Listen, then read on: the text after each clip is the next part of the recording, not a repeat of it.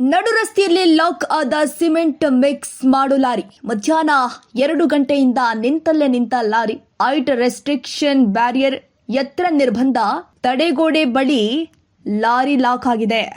Lorry lock ಆದ ಪರಿಣಾಮ ಸುತ್ತಲೂ ಟ್ರಾಫಿಕ್ ಜಾಮ್ ಉಂಟಾಗಿದೆ. ಮಾಗಡಿ ರಸ್ತೆಯ ಆರೋಗ್ಯ ಸೌಧದ ಎದುರು ಘಟನೆ ಜರುಗಿದೆ. ಸಂಗೊಳ್ಳಿ ರಾಯಣ್ಣ ಮೆಟ್ರೋ ರೈಲು ನಿಲ್ದಾಣದ ಪಕ್ಕದಲ್ಲೇ ಲಾರಿ ಲಾಕ್ ಆಗಿದೆ.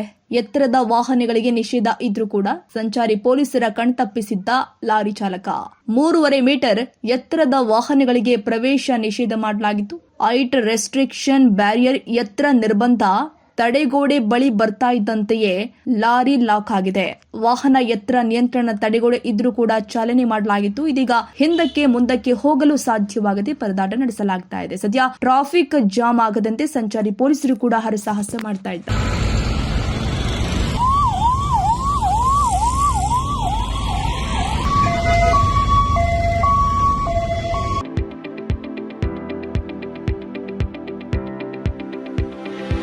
ಯಶಸ್ ವಿದ್ಯಾ ಕೇಂದ್ರ ಮತ್ತು ಯಶಸ್ ಪಿಯು ಕಾಲೇಜಿನಲ್ಲಿ 2026-27ನೇ ಸಾಲಿನ ಪ್ರವೇಶಾತಿ ಆರಂಭವಾಗಿದ್ದು, ಮಾಂಟೆಸರಿಯಿಂದ 10ನೇ ತರಗತಿಯವರೆಗೂ ಹಾಗೂ ಪಿಯು ಕಾಲೇಜು ಪ್ರವೇಶಾತಿ ಪ್ರಾರಂಭವಾಗಿದೆ.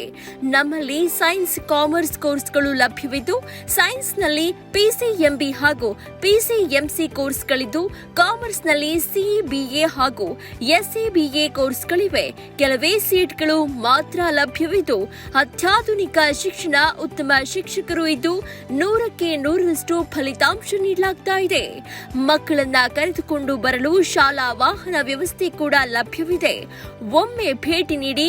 ಯಶಸ್ಸು ವಿದ್ಯಾ ಕೇಂದ್ರ ಮತ್ತು ಪಿಯು ಕಾಲೇಜು, ಸೋಮಶೆಟ್ಟಿಹಳ್ಳಿ ಮತ್ತು ಚಿಕ್ಕಬಾಣವರದ, ಮಾರುತಿನಗರ, ದಾಸರಹಳ್ಳಿ, ಬೆಂಗಳೂರು 560090. ಹೆಚ್ಚಿನ ಮಾಹಿತಿಗಾಗಿ ಸಂಪರ್ಕಿಸಿ 9606626456, 9743176627, 7829814447.